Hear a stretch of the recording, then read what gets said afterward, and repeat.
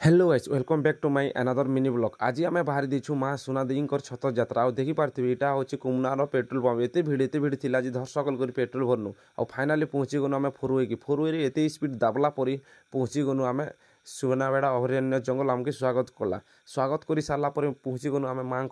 मंदिर जेनटा कि स्टार्टिंग रे पड़वा इनो फास्ट पूजा पाठ कर सारिक सुमरणा कर सारापर आपण मैंने घाटी मैंने चघाबे आमर दादा पूजा करथिले पूजा कर सारा पर आम माँ के सुमरणा कनु आरु गाड़ी चलावाटा स्टार्ट करूँ। देखी ई रास्ता माने कच्चा रास्ता थिला आ इबे कंक्रीट कंक्रीट कला परे फोर व्हीलर मान को असुविधा अछि क्या आज पजाड़ बैकअप देवा किसी नहीं और टू व्हीलर वाले को बहुत सुविधा अच्छी जीवा और देखी पार्थे एते भिड़ फोर व्हीलर वाले भी उतरी पकोचन आ दुईटा तीन आग चढ़ुचन।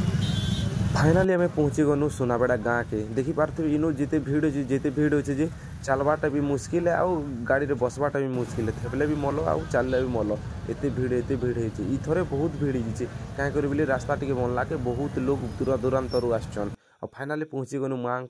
गेट पाक के देखी पार्थे इनो भी जबरदस्त भीड़ अच्छे आउ फाइनाली आम आसिक नड़िया किणु नड़िया अगरबत्ती सिंदूर किणी सारापर माँ जेन लगे स्थापन अच्छे जेन लोग उत्पन्न होसन लिंग पाके आसिक पूजा कर्म बोली भावनु आउ फाइनाली पहुँची गलु माँ उत्पत्ति स्थान के बरगज पाके उत्पन्न होते सब एरिया सुनार परिपूर्ण होता माँ यात्रा स्टार्ट है जेन मैंने आसते कमेंट करेंगे और जेन मैंने मिस कर नेक्स्ट ईयर आसबे जय माँ सुनादी।